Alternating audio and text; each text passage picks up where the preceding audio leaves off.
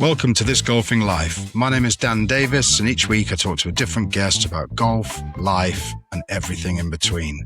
Just to walk past Alan Hansen's house and to see Kenny Dalglish in the wild, I felt like I was on some kind of Hollywood tour of very specific Scottish football fandom.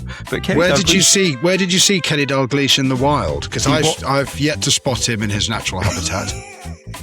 He walked past with a plastic bag with some provisions in it. And was he on his way back from the off licence? Yeah, I think he probably was, yeah. He was on his third bottle of Blue Nun. Today's guest is journalist, broadcaster and professional Scotsman. He's worked on some of the biggest newspapers in the country, presented shows for Radio X and BBC Radio 5 Live, and has some of the best stories from a life on the celebrity beat in Fleet Street. My golf is directly linked to my mental health. If I'm feeling confident, my tail's up and I've got a bit of a swagger, I think I'm a very good golfer. If there's one tiny flaw in my mental makeup, then I will unravel before you and might even end up crying. He's a legend of the Mini Masters and somebody I love going on golf tours with. This summer, he's been marching with the Tartan Army in the USA for the World Cup. So welcome to This Golfing Life, Mr. Gordon Smart. So delighted to say, after a very, very long period of back and forth on WhatsApp, we have my very good friend, Gordon Smart, finally on This Golfing Life. Gordon, welcome. How are you?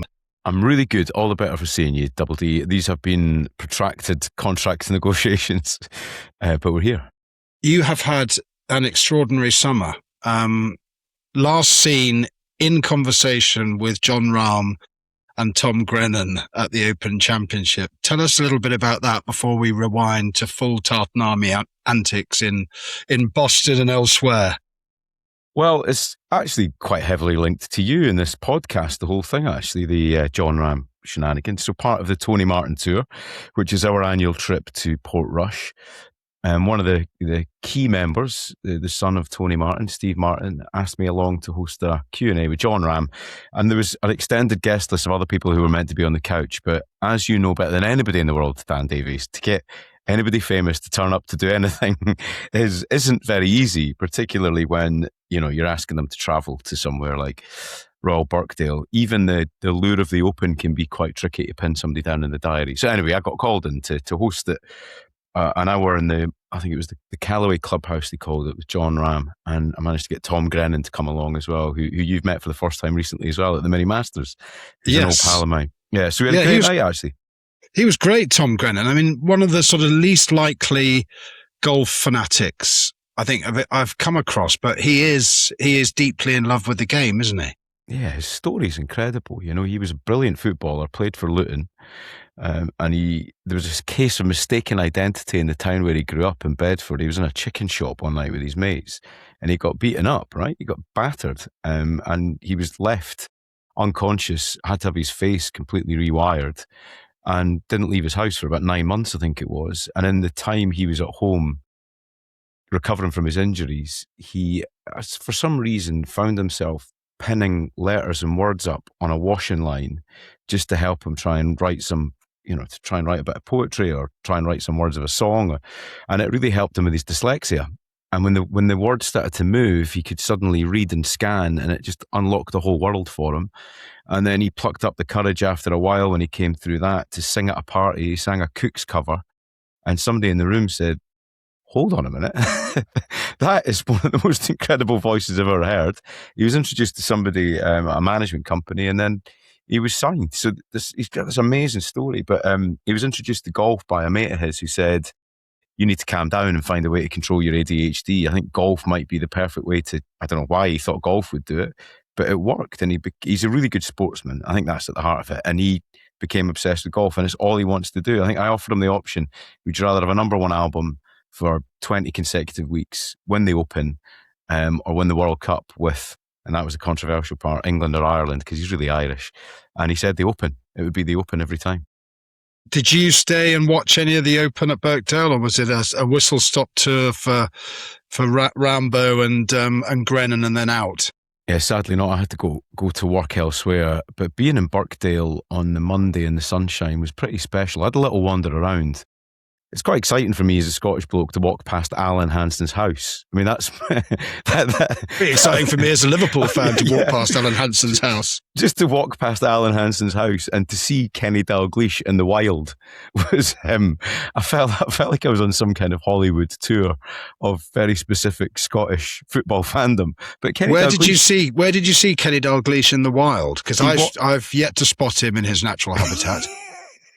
He walked past with a plastic bag with some provisions in it, and just kind of was he on his way back from the off license? Yeah, I think he probably was. Yeah, he was on his third bottle of Blue Nun, and he walked past, probably on his way to see Hansen, and so one of those classic what's going on here then, and got chatting at the door, and there you are. It was Kenny Dalglish in the wild. So it was brilliant to be in Birkdale, and I was always fascinated by that house, the kind of rotunda one, with the observatory on the roof, because most of my golfing deep knowledge comes from watching far too much telly as a wee boy, because the weather was crap outside and we probably got called in. It would either be Muirfield or Birkdale or some place that I hadn't been to, and I just remember that house, so it was quite good to see it for myself properly for the first time. I'd never been.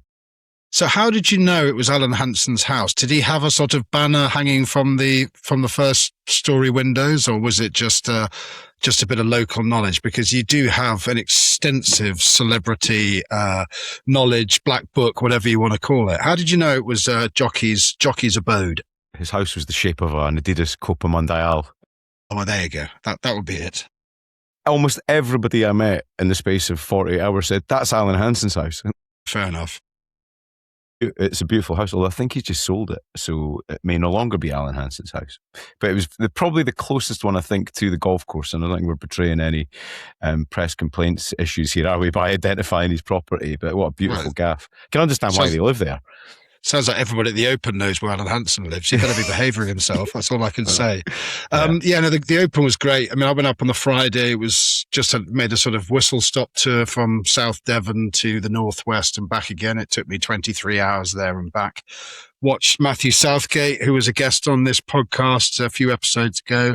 And it was great. I mean, it was brilliant. I just love the Open. It's very, very special. We were at the Open together in 2019 at Portrush, staying at Shay Nesbitt, who has been another guest on this pod. That was some Open, but there is something special about the Open, isn't there? I mean, I just think it transcends the other majors, not having been to the Masters, the US Open or the USPGA, I must say, but it's a special event and it has a special vibe, and it feels like all of golf is coming together for 1 week. Yeah, I've actually heard that Christopher Nolan's thinking about making a movie of your journey to Birkdale from Devon. I don't think it would be long enough, to be honest with you.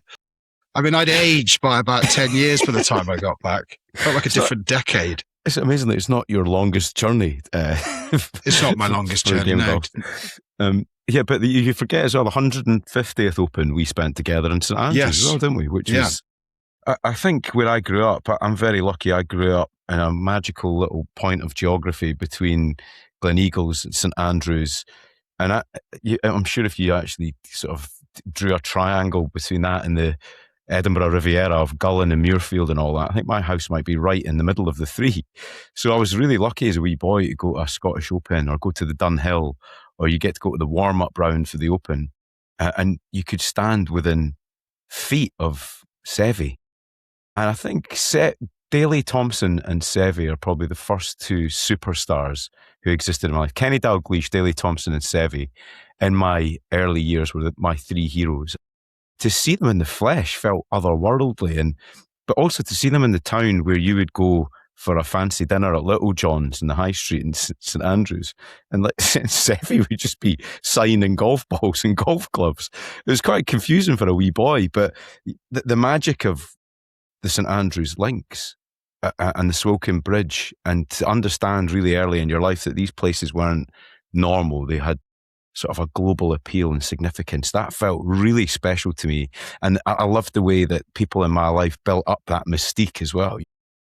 It would almost be the stories of those golf courses would be told to you in a way like you were in a movie. It was special, Well, there's something about St Andrews as well, isn't there? I mean, it just, as soon as you get there, it is the capital city or town of golf worldwide. It lives up to its moniker as the home of golf. I mean, I think the Open, when the Open is there, it's so special. It's going back there next year and I can't wait because everything starts and finishes in town. You see the players in town. Like you said, you saw Seve signing balls and gloves and stuff like that. The players are all having a drink in one of the pubs around the old court, around the R&A clubhouse or wherever it is in town. But the whole town is buzzing, isn't it? And every time you go there as a golfer, you just feel like you are in Mecca. Yeah, it does feel like that. And actually having the 150th with you in the Scores Hotel it felt really special for me, actually, because, we'd been through the mill by that point. Everyone was just beginning to emerge from lockdown, and we had such a brilliant time. And again, if you remember, that was Tiger Woods probably crossing the Swilcan Bridge for one of the last times where he was competitive in golf, and the weather was special. The company was great. I don't know. Rosé was plentiful. Yes. The giggling and childish behaviour was special as well. And I don't know. I think that listening to you do the podcast and some of the guests you've had on, it goes beyond golf, doesn't it? It's about the company you keep and memories of relatives and experiences you had. Golf is slightly different, I think, from football and other sports because you spend so much time, don't you? Like friends of mine used to caddy on St Andrews when they were little boys, or they'd work on the leaderboard, putting up the scores. What a magical thing to do. I mean, they tell those stories. The story's not just about being there and seeing Seve. It's about spending 13 hours walking the course backwards and forwards and spending 10 minutes in the St John's ambulance because you haven't had enough to drink that day, and having to be rescued by your uncle because, I'm on a drip again, sorry. Yeah. But it's like our friend Tim Ellerton, isn't he, who works for, GB Olympics. And he's a member of our tour to Portrush. But he and his dad used to volunteer, and I'm not sure if Tim still does it, but for years and years and years, they volunteered as scorers. So they'd be the guys either walking around with the sign or marking down the scores and, putting them in so they could go up on the scoreboards. But that ability or that willingness or desire to be part of something bigger. And I think that's what being at Birkdale, even for such a short time and with such an epic voyage either side, brought back to me is that everybody's there because it feels like it's sort of the convention for British golf and British golfers, even though it's a truly international field and it's we had an international winner and all this sort of stuff. It just feels like a coming together of the clans for a week. And it's never more special than it is when it's at St Andrews. But you've got big connections with St Andrews. Your father-in-law is quasi-royalty in St Andrews, is he not? Yeah, I'll get a row if I don't give him his correct title. So his full name is Jim Leishman, MBE, the 9th Fellow of Carnegie College, the Lord Provost of the Kingdom of Fife, or as we like to call him, Google me hen, because that's what he says when he meets younger women often and tries to explain his importance. But he's also, as part of that, he's the patron of the R&A. So he has quite a lot of clout, if you want to call it that. But, he's a flamboyant man, ex-footballer. He's been a very successful football manager, but he cares more than anything about Fife, where he comes from. I mean, he hails from West Fife, but he spends most of his life, or a lot of his life, in East Fife. And it's his job to encourage enterprise and business and be a kind of a front man for Fife, which is really comical because, he's just a big laddie to me. I feel more like his father-in-law than he is my father-in-law. But again, at the Open, the 150th Open, it was so funny to sort of be there with somebody who's on the other side of the ropes, if you know what I mean. And to see him being disciplined for abusing that position by taking us we watched Tiger cross the Swilcan Bridge from one of the sort of hospitality decks of the Old Course Hotel, which none of us had a ticket for. We were there purely on the coattails of the Provost. And at one point he got pulled aside and I thought, that's good. They're going to have a little word with him about saying something. No, he was being disciplined and reminded that he hadn't paid £40,000 or whatever it was for the benefit of standing there. Was he ejected? We let's just say we were probably overstaying our welcome and were asked to move on gently. So there's some places that the Provost can't go then, but that's disappointing. The Provost should really be allowed to enter any domain, certainly within Fife for the Open. I'm looking forward to seeing him next year. No doubt he'll be Yes. presiding over the Open and Good probably golfer. presenting the Claret Jug. A very good golfer as well. I mean, it's Is he? my fondest memories with him are going off on holiday, and we played in Portugal one year. And because Jim was a very good player. He was captain of Scotland under-21s, played for Dunfermline, played with Sir Alex Ferguson.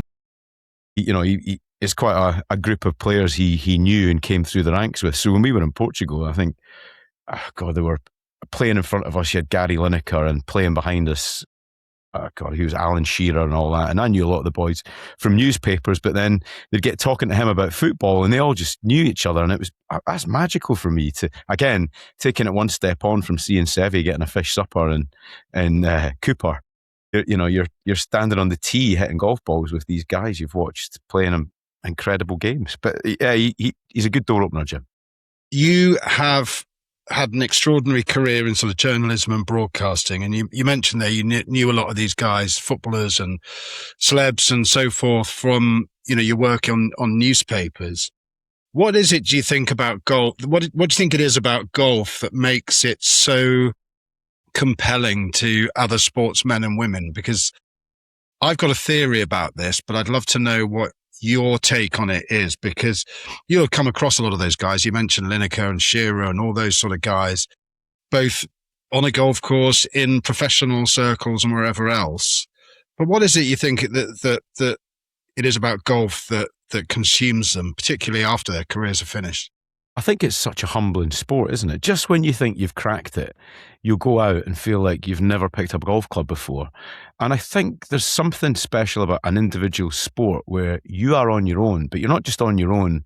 You're under the glare of so many people, even just playing in front of a clubhouse with 40 people. If you're a footballer, you quite happily take the ball in your chest, control it, and pass it to Graham Souness. But the most nervous I've ever seen a human being was Alan Hansen at the Ryder Cup Pro-Am at Glen Eagles, and he was vomiting before he went on the tee because he was so nervous about the because arena. He'd realised you'd found out where he lived. Yeah, because I was once again within 6 feet of him, dressed once like again, him with the same hair, breaking the restraining order on Alan Hansen. Yeah. But I think that's it. It's such a challenging sport, isn't it? And it's a test of coordination. But beyond that, it's also like a proper examination of your mental position in life, your confidence. Yes. My golf is directly linked to my mental health. If I'm feeling confident, my tail's up and I've got a bit of a swagger, I think I'm a very good golfer. If there's one tiny flaw in my mental makeup, then I will unravel before you. And which is why that I just find that I'm incapable of hitting one bad shot without it turning into 5 bad shots. It becomes like a sort of a pandemic through my game. The one shot comes out, it's followed, and then I played the other day with some friends. I was going quite well, hit one bad shot, played an iron off a tee, which is most unlike me for sort of position, made a 7, then bogeyed the next, and then made a 9 up the next. And I just that was just it. It was all gone. And I'd hit suddenly from playing really well, I'd hit 7 bad shots in the space of 3 holes. I've played a lot of golf with you, Dan, and it is like playing in a weather system. There will be moments of beautiful sunshine, but that there's always just a storm around the corner. There is always a cumulonimbus waiting to shed its load, generally on me. I mean, you talked about where you grew up, being a sort of wonderful triangle. What role what place did golf have in your life as a kid? Because I know that you were a very good footballer, and football was probably your number one passion. But where did golf fit in as a kid in Kinross and around that area? Well, my mum and dad were brilliant with me. I've got a big brother who's 2.5 years older than me, and I've got a younger brother who's nearly 10 years younger. So he was the last ditch attempt for a girl, which didn't work. So my brother and I were really close, and my parents had a pretty clear philosophy to keep us out of trouble, and the old devil makes work for idle hands theory definitely played a part in it, right? So they just kept us as busy as possible and tried to tire us out. So I did a lot of swimming actually when I was younger, and so did my brother. We were taking off to swimming galas, and we trained 3 times a week. And then we were golfing all the time because it was a chance to get us out of the house and keep us active and just burn up our energy. And then there was football thrown into that as well. So we were just full-time sportsmen as young people. And I came from a very, very sporty family on both sides. You know, my dad's dad was a brilliant sportsman, an amazing sportsman, quite an intimidating guy, you know, a soldier in World War II, but he had 6 sons, right? So he had kept them busy with sport. My uncle David, who sadly passed away when I was very, very young, he was an amazing golfer apparently, and I think it was quite upsetting for a lot of my family to see me swinging a golf club, because apparently I look like him, behave like him, have the same appetite for a night out as him, had a very similar style of striking a golf ball, kicking a football, and my granddad definitely saw something in me as a wee boy where he tried to encourage me with sports. And he had all these magical little kind of, I don't know, it's like a Roald Dahl novel where he would kind of just give me a wee wink and say, "Come here, son." And he'd say, "Right hand or left hand?" And he had these big paws of hands. You know, he's a big man, 6'2", Scottish soldier, quite an intimidating guy, but then became a newsagent. So he always had newspaper ink on his fingers. You know, such a vivid memory of him. And I'd tap his right hand and he'd give me a golf ball wrapped in paper. And he'd say, "But that's an American one. Do you want a European one?" Because you'll remember European balls and American balls were a different size, but they came wrapped individually in tissue paper. And it became a real ritual when my granddad used to come to visit. It was quite exciting. I'd be like, "Excellent, he's going to bring me a golf ball." And when we went to visit him, my Uncle Ian still lived with him. And my Uncle Ian is still to this day a brilliant golfer, and one of the people who really encouraged me as a kid to play. And he invested every penny he had in the best golf equipment. So I'd go around and he'd have a Lynx Boom Boom driver, or a Callaway Big Bertha, or a Scotty Cameron putter, or something. I remember he had a Ping. It was I think it was a B52 beryllium bronze putter. And I actually tried to steal it on a couple of occasions and never got it out of the house. He had it alarmed in his garage, just sort of woke the whole family up. A large part of my childhood was stealing golf balls and going golf ball hunting and trying to find better equipment. But they were really significant parts of me falling in love with golf. And again, so they were sporty people on that side of the family. And my dad was brilliant with us. You know, he used to take us and entertain us. We used to play at a course called Bishopshire. And I would love to take you there, Dan, right? Because it is a comical, challenging golf course up the side of the Bishop Hill in Kinneswood. I mean, you need oxygen and crampons and some rope work to get to the top. 18 holes or 9? 9 holes. Well, an amazing place. Last week's guest was an absolute authority on the incredible country courses in Scotland, those 9-holers that are just sort of laid out on a piece of land. And yeah, I mean, he just waxed lyrical about those. So it's my next big sort of ambition, I think, is to go on a trip and play some of those small courses in Scotland. Dan, especially around the West Coast. Yeah, Jim Hartzell. Oh, that book. You should read that book. It's tremendous. It's all about courses like the one you described. Well, if you remember, I turned 40 3 weeks into lockdown, and what I really wanted to do for my 40th birthday was to invite all the boys we play with the Tony Martin Tour to play a sort of a random selection of golf courses that you would otherwise never play. And one of them is Bishopshire, because it is comical, it's brilliant, it's a real challenge. And then there's Kilspindie as well in East Lothian, which you can play in 2 hours 15 minutes, 18 holes. But again, having my granddad taking me out and show me how to grip a golf club, I just remember him wrapping my hands around what we called a jigger, which is the jigger in. You know, it was a wooden club. It had a nail in it, right? And the challenge really when you had the jigger was to try and get the ball off the ground. So I spent hours in the King George V playing fields with my mate Richie Cruikshanks, smashing golf balls around, trying to get them off the ground. And that's how I learned to play golf. I must have been 6 or 7, maybe 8 years old. And we had another family friend, a brilliant guy, Andrew Dixon, who was a brilliant champion golfer, became a professional, went to teach in Germany. And Andrew, he was the assistant professional at Kinross. And he would just take me and stand on the 18th fairway and say, "Right, this is a 5-iron. This is where it is in your stance. I want you to hit that tree over there." And then I'd just spend all day trying to hit a tree with a golf ball. And they were my lessons. And it was brilliant. And you've carried on hitting trees since then? Since then, I've been really good at hitting trees. Yeah. You are quite a mercurial golfer because you've got it in you, as you said, to play some very good golf. You've got a nice swing, but you've also got it in you to play some absolute cack as well. I think like we do, I mean, you described my golf as a weather system. I described yours as possibly Yeah, I don't know really. It's sort of an incoming cyclone. It could either be birdies and pars, or it could be anything in between. Can I defend myself a little bit here?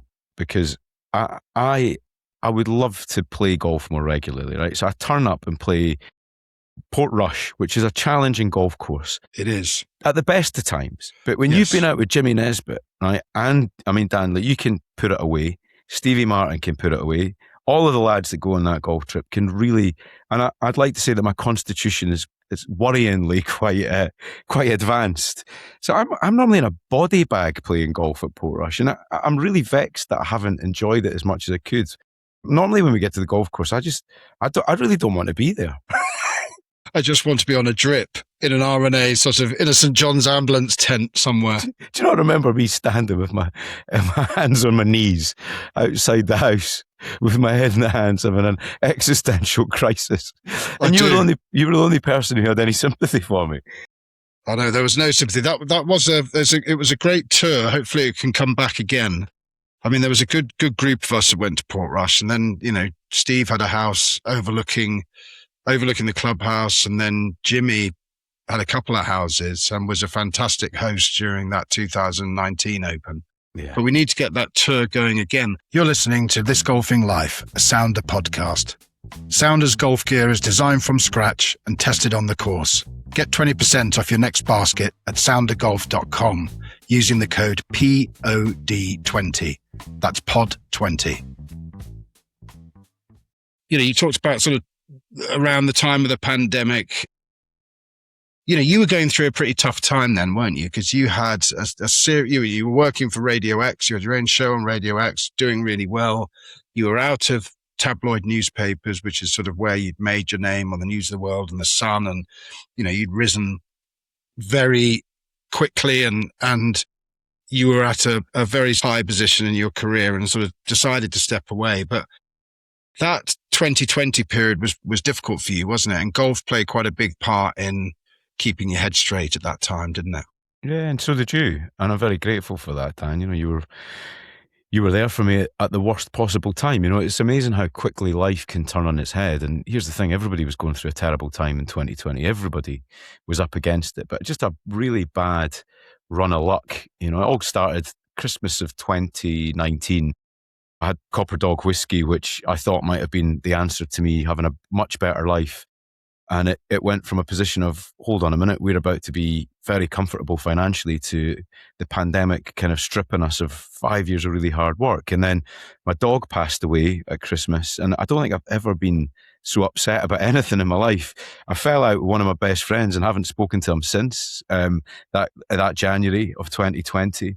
And then I lost my voice. My voice just fell off a cliff at the beginning of 2020, to the point where I couldn't speak at all, really couldn't make a noise. I saw a surgeon and a specialist, and they said, look, we need to get this chopped out of your vocal cords. There was a lump. They didn't know if it was a polyp, they didn't know if it was a tumour, but it needed to be cut out to get me back to speaking again. And in the process, Radio X, under the terms of my contract, if I didn't deliver the show, then I didn't get paid. So I went from a really comfortable, happy existence, doing loads of exciting stuff, loving my job on the radio. I had a great business that was firing along, doing really cool and exciting stuff. And then, within 2-3 months, it all kind of fell on its arse. And I remember in March, the beginning of March 2020, waiting for an operation. And then the world went into lockdown and the operation was postponed. I turned 40. We were in lockdown. I stopped earning. My business, all of our retainers were pulled. And all I could do really was wait. And I think it was 7 months I waited for the operation. And the surgeon thought it would be a few weeks once the COVID stuff had blown through, as he said, and it ended up being a long time. So lost my job and had to start my entire life from scratch at 40 years old. And that took a little bit of resilience and a bit of grit. And golf was my sanctuary. It was my saviour. And the golf pro in Kinross, a guy called Greg McSporran, he is Scottish, in case there's any doubt about that. It's got to be with a name like that, isn't it? Greg McSporran. He's a full-blown Cockney, yeah. Greg McSporran. Greg from Essex. He's again, I've got a list in the back of a book of people I really need to thank for helping me in life. And Greg's one of them, because he just said, look, you're having a hard time. You've always been good to us at this golf club. You play whenever you want. It's a personal invitation. Just bring interesting people to play here whenever you can. And it saved me, because it kind of sat out with, didn't it, the COVID restrictions. And then you were editing the Players Journal for Sounder, and I wrote a piece. You helped finesse the words beautifully, and that was a cathartic experience for me, because I totally lost my confidence as well. I didn't know if I could. It'd been a few years since I worked in newspapers. I couldn't talk, so writing that piece really helped me get my shit together. And that golf course and the surroundings of the two courses in Kinross were medicine for me. So just tell us a little bit about, that as a radio presenter, obviously losing your voice is about the worst thing that could happen. But tell us a bit about how golf helped to not heal you, but to get you through that. Was it because you wrote so beautifully about it, and you can read that piece, in the journal section on soundergolf.com. But how because golf had a huge bounce coming out of the pandemic, because it was one of those sports you could play that, there was social distancing and all that sort of stuff, but you could get out in the open air, you could have a walk, you could be in company, you could spend some time with people. But you actually spent a lot of that time playing alone, didn't you? I did, yeah. And I think the courses in particular were there's a comparison with your mortality, right? Because I grew up watching that course grow. So in 1991, I think it was, they extended the course, and we used to call it the new part of the course. Right. But then those trees weren't really new anymore. They were, 30 years old. And I'd been away in London since 2000. So, I'd been away for a while, and I hadn't really played a lot of golf through my student years and stuff in Kinross. And it was kind of just like not just a sign of me growing up, but a sign of my children growing up. It was a reminder of my childhood friends. It was a reminder of really happy memories. It put me back in touch with what mattered to me and the friends I grew up with, and my relationship with my big brother. All those happy memories of going golf ball hunting and adventures and mischief, but also the nature of it and the sheer beauty of where I grew up. I took it for advantages as a child. You don't appreciate the beauty of the beech hedges and the trees and the fir and the Scots pine and the red squirrels and the pine marten and the roe deer and the smell. Just even the smells are visceral. The memories that kicks up. I get a thing with cut grass. It Yes, makes me feel too. like I love it. It takes me back to my happiest memories playing football and playing golf. And also just the sound, I think I mentioned it in the piece, the mellifluous nature of the swooshing of the wind through the trees made me relax, and it made me forget about the predicament I was in. It made me forget about money, and it focused my mind on taking care of myself and taking my mind elsewhere. And it all goes back to, there's a technique that they use for bad injuries or for soldiers who've been in trauma. It's called displacement therapy. And I broke my leg really badly when I was 19. And I remember my dad saying to me in hospital, he's like, look, take yourself to your happiest place and walk through that happy place in the tiniest detail you possibly can. So I had 9 screws and a metal plate put on my leg. And I remember closing my eyes and playing 36 holes of golf. And it was an amazing way of taking my mind off the pain I was in. And maybe for you, Dan, that would have been a different experience. But, the last thing I'm going to be thinking about is playing golf, put it that way. Something magical happened in that moment. I don't know if I've ever told you this, but in my head, I had visualized this perfect round that I played on the Bruce course in Kinross. In 2022, when we came out of lockdown, I shot a 77 on that course and played to the exact position I had imagined and envisaged in that time when I was 19 and during the time I'd been through the trouble in COVID. And it was almost, apart from a couple of missed putts, I genuinely think I could have gone round level par. And it was magical in my head because the weather was the same as I'd imagined it. Even what I was wearing, weirdly, I knew I'd be wearing a pair of blue trousers with a white t-shirt and good white golf shoes. And it was all there in my head. And I think there's something in that with sport, isn't there? I think as a kid, when you're playing golf as a kid, you don't take the time to smell the flowers. No. You don't take the time to take it all in. And I was a very bad-tempered golfer as a younger person, and frequently fell foul of my father because of that. And now I really try and take the opportunity to drink. Well, I do take the opportunity to drink in where I am. I mean, I played golf the other night at Thurleston down where I live on the coast in South Devon, and it's like Pebble Beach, not the golf course, but the views. You can see the sea from every single hole. And similarly, when I'm at Royal North Devon, that's my happy place. Or when I'm in the orchard at the back of the house, cutting grass relentlessly at RNGC. But there is something that comes, the smell, the chemical that comes out of grass when it's cut has an incredible impact on me, effect on me, because it's just a smell that is so evocative, I think, of, like you said, you mentioned football pitches, you mentioned golf courses, those sort of places that you were always looking forward to being at or on. And I think that sort of smell is so linked to that. Because football, you were a good footballer, weren't you? I mean, I didn't realize you had that leg break at 19, but you probably had designs on being a professional footballer, didn't you? When I was a very young boy, I thought, it's a weird thing to remember when you're a kid, but I remember people saying, you're really good at this, you should focus on this. And I loved it when I used to call them the big boys, when the big boys took an interest in me and they're like, you're like Gordon Strachan, or like pretend to be Kenny Dalglish. So I would just try and emulate my heroes. I remember going on a football camp at Centre Parks when I was a wee boy and I won player of the tournament. And then we had this brilliant coach who just kept saying to me, you should stick in, son. I remember trying to do the Maradona and David Rocastle and all these tricks named after players. And I just loved football, and I was very lucky where I grew up. I grew up with a group of brilliant players and good mates. We had a really good team. But like all Scottish sports, you reach a point where drinking and mischief suddenly kicks in. And I think one of the reasons I did well at football when I was younger is because I swam so much. So I was fit as a fiddle. We were really, really ridiculously fit, actually, as a wee boy. And I remember I just felt like I could have run all day when I played football. And then I stopped swimming because it wasn't cool.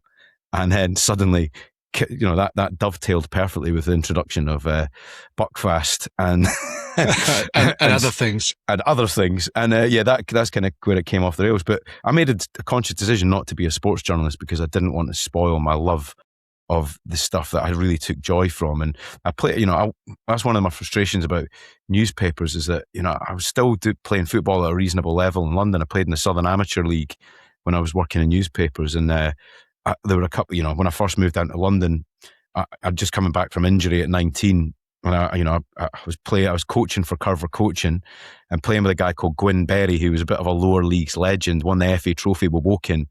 And Gwyn's like, right, come with me to Sutton United, come with me to Corinthian Casuals, we'll get you a contract and get you back on. And he was rebuilding my confidence from the injury.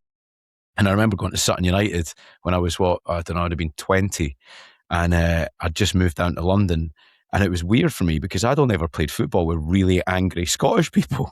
And I suddenly realised I had something a bit different, and it really encouraged me in playing with a totally different culture and different players. I loved it. And then I broke my leg again, right? So you broke it for a second time? Broke it twice, yeah. I broke it twice. Same leg? Yeah, same leg. There was a comical spell in my life where my dad said I only used to phone him from hospital. I mean, Dan, just very, very briefly to run you through this, I've broken my cheekbone, my nose, 3 fingers, 3 ribs, my right leg twice, my elbow, my shoulder. There's more. Wind multiple times. I've got a very colourful broken bone history, which it really did affect my football career in my early 20s. But then it meant I could focus more on golf, So I don't know. So your life in journalism. I mean, you started out on the Evening Telegraph and Dundee Courier, yes, and then very quickly sort of moved. You got your break on Fleet Street with the News of the World, and then on the Sun, the Bazaar column. I mean, I remember when I first met you and I was thinking, oh God, I'm not sure because he's a Sun journalist and all that. And obviously being a Liverpool fan and a Hillsborough survivor and things like that, I was a bit, but you and I hit it off straight away. And I think you taught me quite a lot about, inside tabloid journalists and perhaps inside that newspaper. And I'd probably be unpopular among Liverpool fans for saying that publicly, but you did.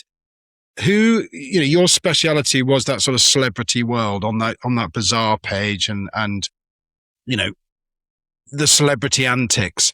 What was the best celebrity story you heard or know of that involves golf? Involves golf? Yeah. Oh, that's a brilliant question. I wish I'd prepared for this.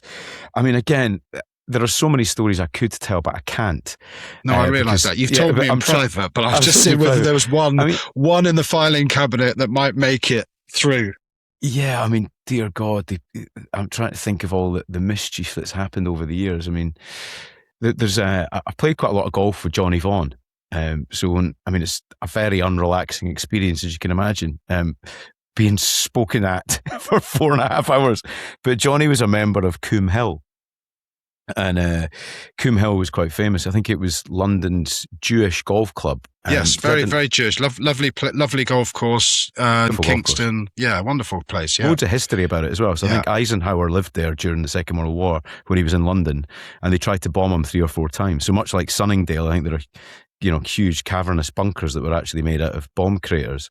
But Johnny, I mean, again, the mischief of Coombe Hill was famous because there was a full-size snooker table. And once the clubs in London shut, there would be a sort of exodus of incredibly famous men to play snooker all night at Coombe Hill. And by famous men, we're talking Sean Connery and Michael Caine and, that mob.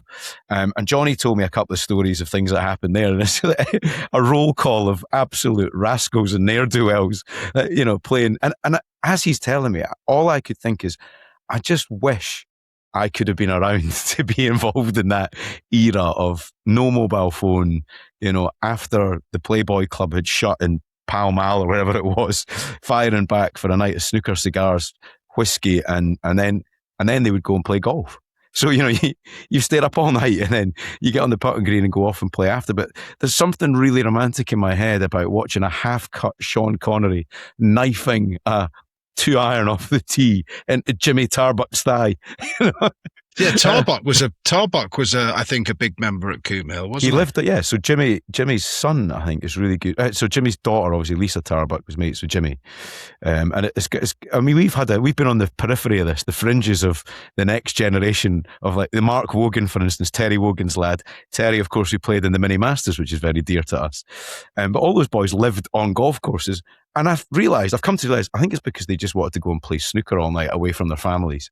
Nothing to do with golf. It's just the snooker. It's the snooker, yeah. I mean, there's the connection, going back to your question about why footballers like it. I think it's recreating the clubhouse, recreating the dressing room with a group of mates in the clubhouse. I think that's a big part of it, is the camaraderie. Because, part of the reason I love golf so much, I'm not a very competitive golfer. I like playing golf for company and stories and talking. That's my love of it. And coming to Portrush wasn't really for me about watching incredible golfers, because actually golf on the telly sometimes can be much better now.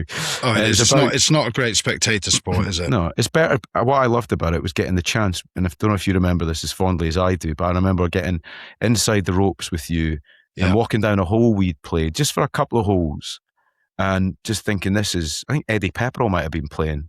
I was looking at those pictures the other day, actually. Yeah, there's some great photos. Beautiful memories. But we had sort of, I was working that Open. You guys were just basically on the lash in the clubhouse, and walking. I had an armband for a couple of days, and then I think sort of Jimmy Nesbitt had the Jimmy Nesbitt armband, didn't he? And then sundry other sort of ancillary armbands that came with that. But yeah, it was brilliant. It was brilliant walking inside the ropes. It really was.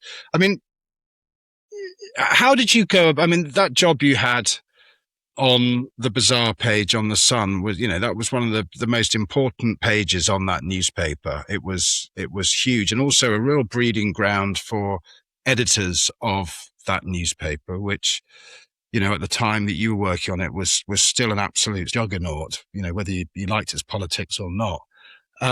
How did you manage to strike that balance where you were in that celebrity world and you were part of it, but then you were also reporting on it? So it was sort of you made a lot of friends and you knew a lot of people, but you also had to maintain this professional guise of like, well, look, guys, if you step out of line, I'm going to write about this.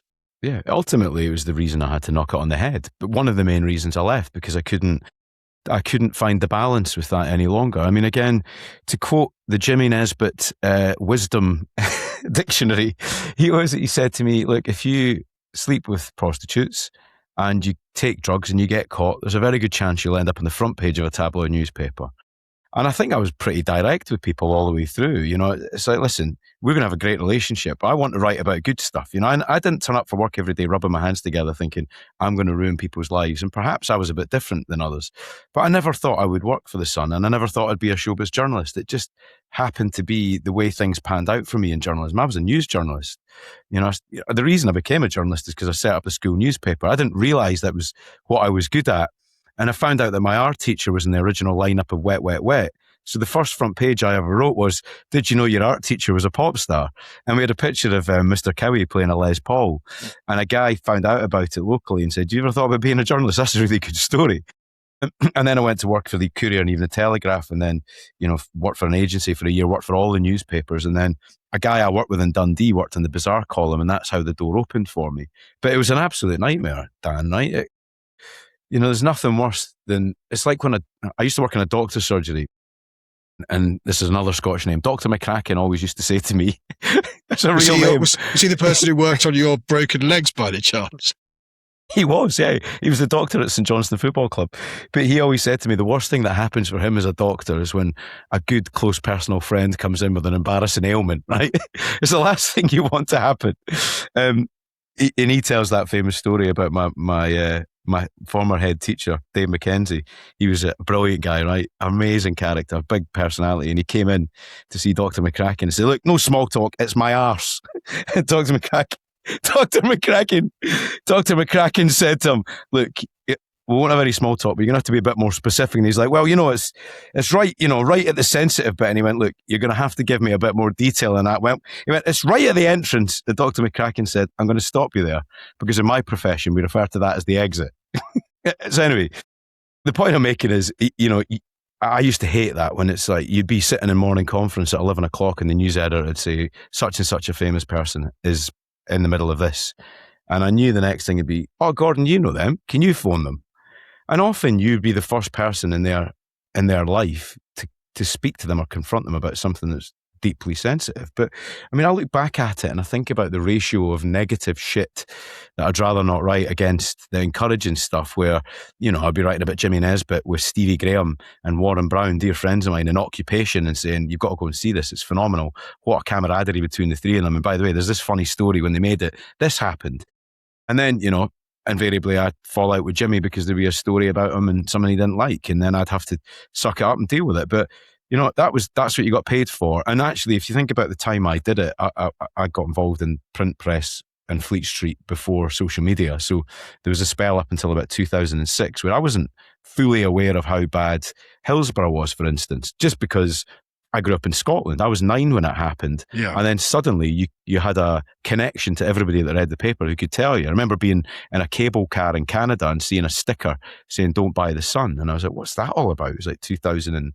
it would have been 2003, something like that. So yeah, that was really, really tough. And the answer is, I got it right a lot of the time. I got it wrong from time to time. And I still have huge regrets. You know, I could think of 3 stories in particular and 3 people that spring to mind just talking to you now that if I had my time again, I'd handle it completely differently. But I was also young, really young, right? So I think you've always, you know, going back to that XFM time, you know, music is a huge passion of yours as well. Yeah, massive. And, you know, on XFM, you're able to celebrate the stuff that you're passionate about rather than, I mean, I've, you know, worked at not a tabloid, but probably, you know, I worked at the Mail on Sunday for a while and know what those conferences are like and know that you've got to sort of, you know, you're generally looking for the bad in people rather than the good. Yeah. And I think that that's difficult for people like you and me because it has a sort of compound effect on you in the end. Yeah, absolutely. There is a dissonance, isn't there, about what you stand for and what you believe in. And I think when you're a foot soldier in a big operation like that, you can often square it away. You know, it's like Eddie Izzard talking about the Death Star. You know, those guys just want to go back to their family at the end of the day. They don't really want to be shooting young Jedis, do they? You know, but then suddenly you're good at your job and you become the boss. And then there isn't a department that you can blame because you are that department. And, you know, I think my candle, what is it they say? A candle that burns twice as bright lasts half as long. And I was 35, editor of the Scottish Sun, went through the referendum, went through a lot of really difficult stuff, you know, a lot of really, really challenging crime stories, really difficult human interest stuff that that scarred me forever, having to report on that, bin lorry tragedy, a helicopter crash, which I witnessed. And then to come back to London through the European referendum, which I fundamentally disagreed with the paper's stance on it. But I always remind people, I worked for The Sun when it was a new Labour supporting paper, which was very aligned to my political views, And then in Scotland, we back to SNP, which was probably, I never talk about my personal politics, but it's not how people imagine it. I was never part of a frothing at the mouth right-wing media organisation. Ultimately, Rupert was interested in what made him a lot of money rather than the political party that was attached to government at the time. Yeah, that's very true. But you've now, you work for BBC Radio 5 Live, doing lots of other stuff as well, TV work, and just looking at your social media over this summer, or even just sort of this year, it ranges from tennis to golf with John Rahm and Tom Grennan, obviously playing in the Mini Masters, which you are a Hall of Famer. It was great to see you at Sunningdale Heath this year, but doing all sorts of things. One of the things I saw you do this year was you played the old course backwards, didn't you? I did indeed, yeah. In fact, I've got it sitting next to me here. It's one of the weirdest things. I don't know how you feel about playing with a caddy, but that's the old course reversed caddy. Oh, that's very cool. That's very cool. With my name on it. And I played with this year. I had a caddy called Davy Hutchison, who used to be the agent for goalkeepers and their kit. So he used to represent Sondico, and he used to look after Andy Gorham. Who made the gloves and all that sort of stuff. I think he looked after Budgie as well, John Burridge, who was the Hibs goalie. And so I had this caddy who was just, again, I was fascinated by him. What a great storyteller.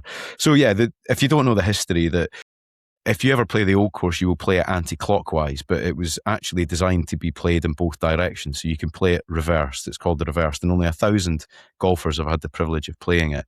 And I'm one of them. And I think, Dan, we'll have to get you involved next year. But God, I'd love that so much. I love St Andrews so much. Because when you watch it on TV, you'll often, there's a funny story. When I used to listen to a lot of Golf on 5 Live, and you'd hear Ian Carter or Chappers accidentally tumble into a bunker from time to time, because you don't expect it to be there until you play the reverse, and it makes sense.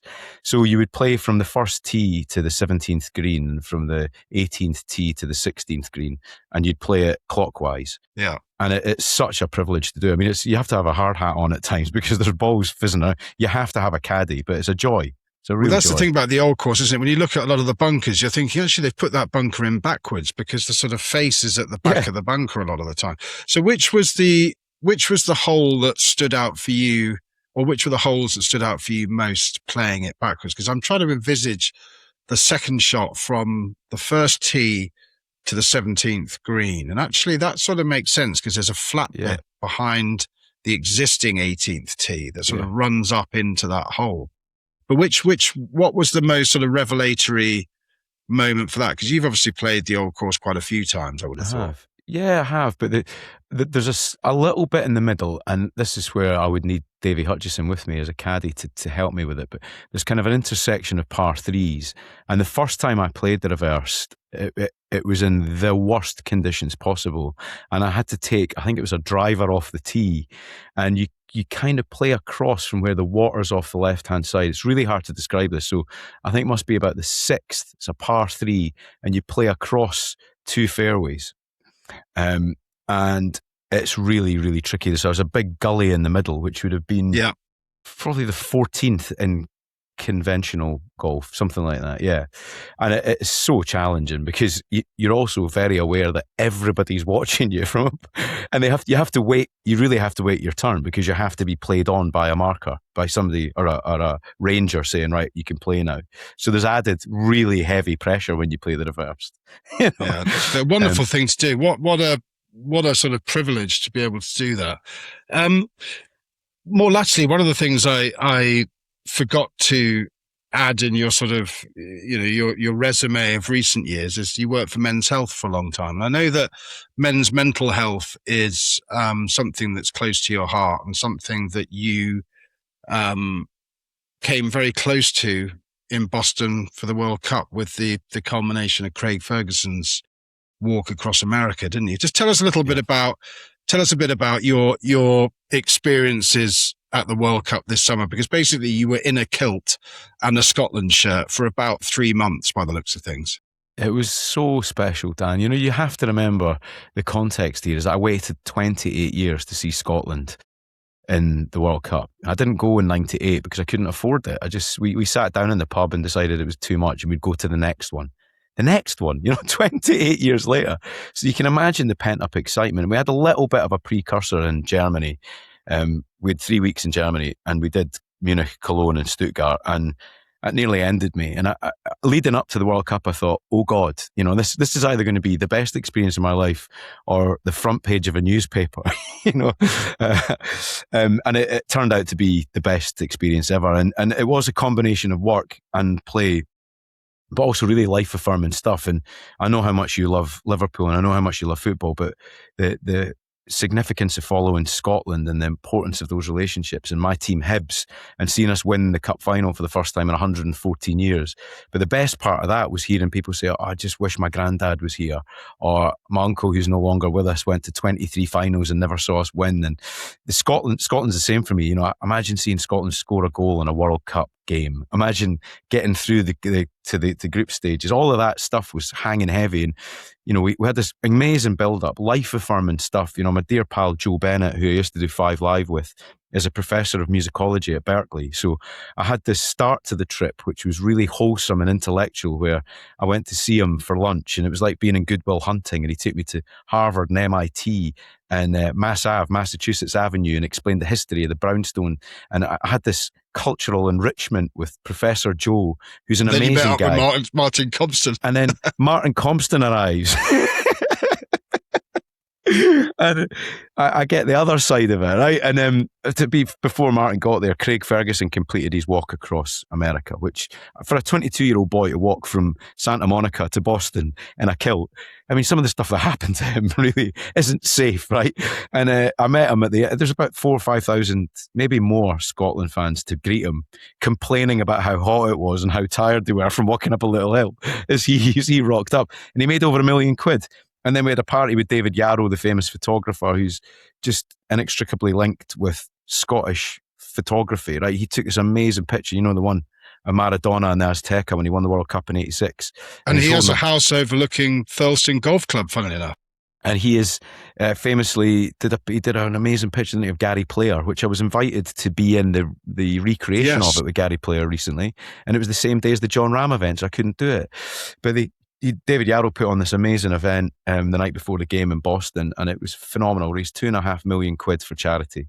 And it's all, linked to street soccer, which is one of the greatest charities in the world. I think it's amazing. It encourages homeless people to find a purpose again through football. And Davy Duke, the bloke who organised it, he's a saint. He's an amazing guy.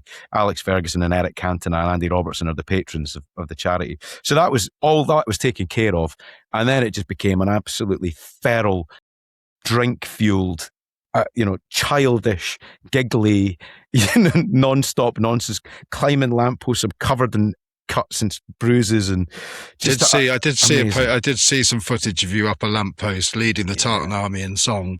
Yeah, that was a special. Apparently, you normally get arrested for that, but it ended up on telly, and my mum texted me and just said, "I'm disappointed in you." Which at 46, I'm quite proud of. But there were beautiful moments. I gave my scarf to a guy who turns out to be one of the best tattoo artists in the world, who's promised to give me a combination of the Lion Rampant, Fenway Park, and hopefully not John McGinn, but you get the idea, You don't want him on your arm forever. But I might do it. You never know. But it was amazing, Dan. It was life-affirming, brilliant fun. I remember because I covered the 98 World Cup, and one of my favourite memories was from that first game when Scotland played Brazil at the Stade de France. And it was so exciting because it was like the beginning of this month when I knew I was going to be there. I was working for a football magazine. I was going to all these games, and John Collins equalised and just blew this kiss to the Tartan Army. Yeah. And I remember going to England's first game against Tunisia in Marseille, and it was like a war zone. There was tear gas everywhere. There was just these sort of sirens and bellows and glass smashing and tables being thrown and all this sort of stuff. And then I went from there to Bordeaux to watch Scotland, Norway. And it was just this lovely atmosphere. It was a party. People were being charmed, out of the trees. But there's something about the Tartan Army now. They've become almost the greatest ambassadors for for Scotland in many ways, haven't they? But it wasn't always thus, was it? No, it wasn't like that. And I think that's the thing, there comes a point where you do overstay your welcome and it gets too silly. But it feels to me a bit like rave culture. You remember, I know you used to love doing a bit of that. And when you feel like you're part of a communion of people, like-minded people who are just enjoying the same thing. It's a very similar feeling being part of the Tarrant. It feels safe, inclusive, funny, exciting. It feels like an adventure. You don't know where the night will end. There's always something funny that happens, and that was the case. There are stories I'll tell for a lifetime about that trip. And, I can't wait. I didn't take Jimmy with me, my son, he's 16.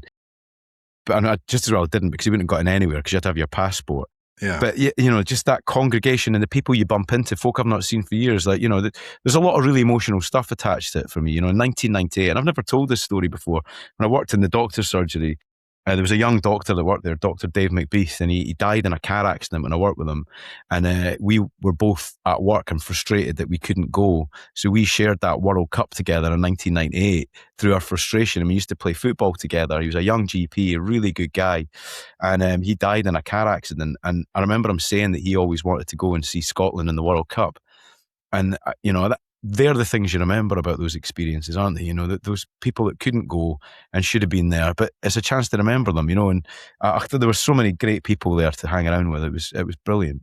Yeah, well, it's interesting. You mentioned rave culture, which I agree. And I'm just trying to think what people would have said if I'd said on a sweaty dance floor in Manchester or Liverpool, this is a bit like golf.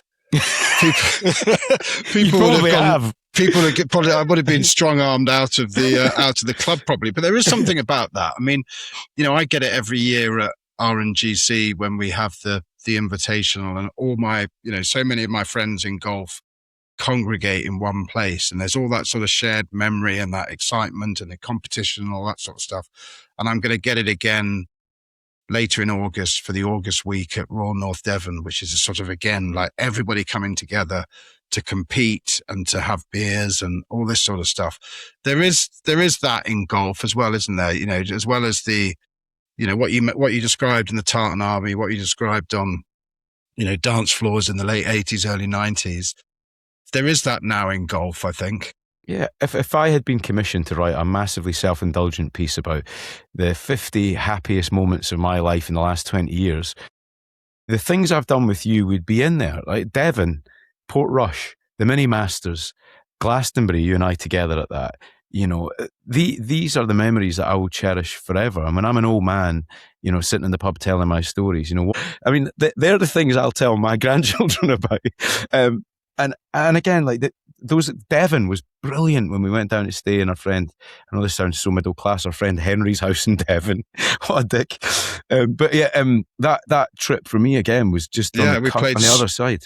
Played Saunton and Royal North Devon. And I'm trying to get as many people down to Royal North Devon at the moment. That's my reverse now, is playing in your back garden is the one that's on my hit list. Well, you're always welcome, and hopefully you'll be there next year. And hopefully dressed as. Well, yeah, I have to think about the dress code first. So just coming all the way back to John Rahm, which was your last sort of golfing assignment. How did you find Rahm? Was he in good form when you spoke to him? It was interesting actually, because I watched him do his interviews with Sky and some magazines before he came out, and I got quite nervous because I thought, God, he's quite contrary and prickly and difficult. And then I had a little bit of time with him, just me and him and his agent and a few other people before we went on stage to try and strike up a bit of chemistry. And to say that wasn't my most fruitful ever conversation would be fair to say. And also, to give you a wee bit of background, Tom Grennan had flown to do that as a favour to me, and he'd come via Ibiza, Boston, Miami, London. He got stuck on the tarmac on Heathrow. It took him 4.5 hours to get to Manchester, then turned up. So anyway, I was really stressed about all of that. So I wasn't in the greatest frame of mind. And then he walked on stage and just opened up. He was brilliant. He was talking about his club foot and his physical challenges as a kid that gave him the short backswing. Took his shoe and his sock off and showed me how he struggles with his ankle, and then started describing, that Basque sport that gave him the power in his hips to hit the ball far. And he was brilliant. He was I really, really enjoyed it. I really, really enjoyed it. And I thought I saw a different side to him in front of 180 odd people. You don't often get somebody to be so intimate and revealing, and he was. It was brilliant. I loved it. Yeah, I hope he does come back to, where he should be in the game, because he's a brilliant Ryder Cup player. I think like most people, I think he made a mistake going to Live, and I think probably in the darkest hours of the night, he'd probably say the same. I agree. But he's genuine in his love of Seve, which obviously makes him sort of good in my book. Yeah. And he's a very charismatic and brilliant player, and I just hope that he gets back to something like it, the level he should be at. I was just going to say, you remember that his Ryder Cup debut? He played Tiger Woods in the singles, didn't he, and beat him. And I remember thinking, this guy, there is something mystical about the Seve baton being passed on, isn't there? Yeah, there's something amazing about the Spaniards and the Ryder Cup. Well, listen, I hope we get to play soon. Your invite to the 6th RNGC Invitational is as good as in the post. I'll be there. And then hopefully we get to see each other over the summer and have a game. Well, you're welcome at Kinross anytime with Greg McSporran. I'd love to see you. I'd like to meet Greg McSporran. He sounds great. He's a very keen Rangers fan, which kind of goes against the grain of how much I love him for everything else. But he's a good man. And if ever you get a chance to play Kinross Golf Club, Hidden Gem in Perthshire, 2 courses, it's a great day out. Pints of tenants at halfway, and straight out again for foursomes in the afternoon. That sounds great. Well, listen, thanks for your time, Cordy. Always great to see you, pal. Love you, Double D.